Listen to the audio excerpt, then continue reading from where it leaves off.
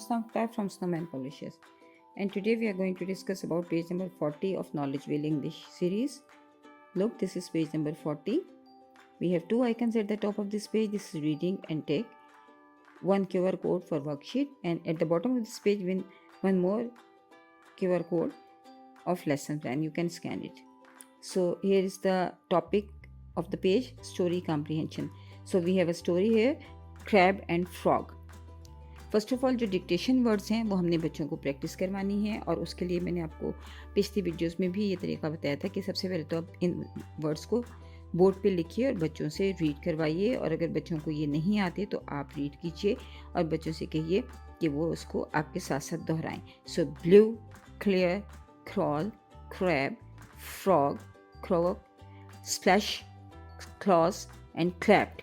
ये वर्ड्स जो हैं वो आप बोर्ड पे लिखें. बच्चों से बार बार प्रैक्टिस करवाइए, बच्चों से बार बार उनकी स्पीकिंग करवाइए, और उसके बाद बच्चों से कहिए कि अब आप तमाम वर्ड्स को रिमूव कर दीजिए, इरेज कर दीजिए बोर्ड पे से, और उसके बाद बच्चों से कहिए कि I am going to write one word, this is blue, और आप ब्लू को बोर्ड पे लिखिए, और फिर बच्चों से कहिए कि वो उसको थोड़ी देर अटेंशन के साथ देखें, और फिर उसके बाद आप इस वर्ड को इरेज कर दीजिए, और बच्चों से कहिए कि अपनी मेमोरी स्किल्स की बदौलत इसको वो खुद से लिखें.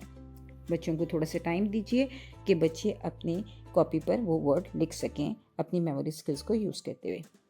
उसके बाद आप बोर्ड पर दोबारा ये वर्ड लिख दीजिए, और बच्चों से कहिए कि वो खुद से चेक करें कि उन्होंने लफ्ज़ को गलत लिखा है या सही, और अगर गलत लिखा है तो उसको ठीक लिखें. तो इस तरह बच्चों को पहले ये प्रैक्टिस करवाइए. इस तरह सबसे बड़ी जो बच्चों की स्किल डेवलप होती है वो एनालाइजिंग की होती है.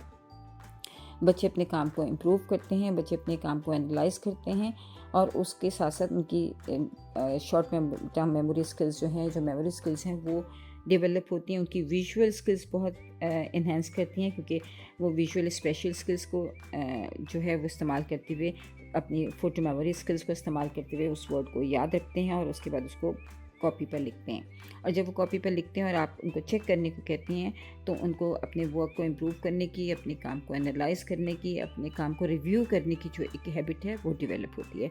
तो बच्चों के साथ कोशिश कीजिए कि डिक्टेशन वर्ड से पहले आप इस तरह से एक्टिविटीज़ कीजिए. जब आप मुख्तलिफ स्टोरी कॉम्प्रीहेंशन करवाते हुए डिक्टेशन वर्ड्स की इसी तरह प्रैक्टिस करवाएंगे, तो बच्चे जो हैं वो ये वर्ड्स को लिखना भी सीख लेंगे. उनको स्पेलिंग याद करने की ज़रूरत भी नहीं होगी कि वो जिसको हम रोट मेमोराइजेशन कहते हैं उसकी मदद से बच्चे स्पेलिंग याद कर लेते हैं, उनको वर्ड को प्रोनाउंस करना भी नहीं आता. तो कोशिश कीजिए कि आप इस तरह डिक्टेशन वर्ड्स की प्रैक्टिस करवाएं, ताकि बच्चे अपने काम को खुद से रिव्यू करना सीखें. उसके बाद आप बच्चों को स्टोरी सुनाइए, और स्टोरी सुनाते हो सबसे पहले बच्चों को कोशिश कीजिए कि बच्चे पूरे अटेंटिव हों, और बच्चों के लिए कहानी में क्यूरोसिटी के लिए अपनी आवाज़ में उतार चढ़ाव पैदा कीजिए, ताकि बच्चे आपकी कहानी में दिलचस्पी ले सकें. सो इस तरह से आप बच्चों को कहानी सुनाएं. Blake the frog lived by a clear blue pond.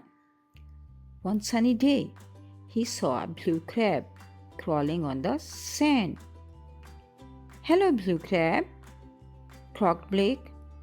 Hi, Blake, said the crab. Do you want to play? Blake and the crab played by the water.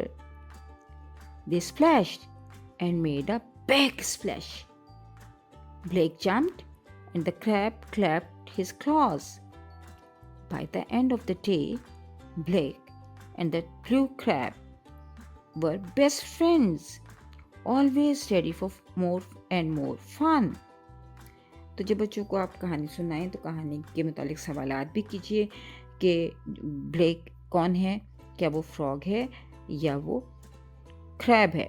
तो बच्चों से सवाल कीजिए स्टोरी के मुतालिक, what is the colour of crab and what is the colour of frog.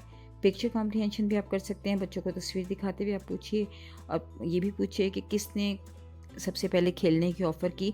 तो बच्चों से मुख्तलिफ सवालात के कीजिए, ताकि बच्चों की स्टोरी कॉम्प्रीहेंशन को आप कंफर्म कर सकें. उसके बाद नीचे जो स्टोरी दी गई है, स्टोरी के हवाले से एक एक्टिविटी दी गई है, read the story and take the correct answer.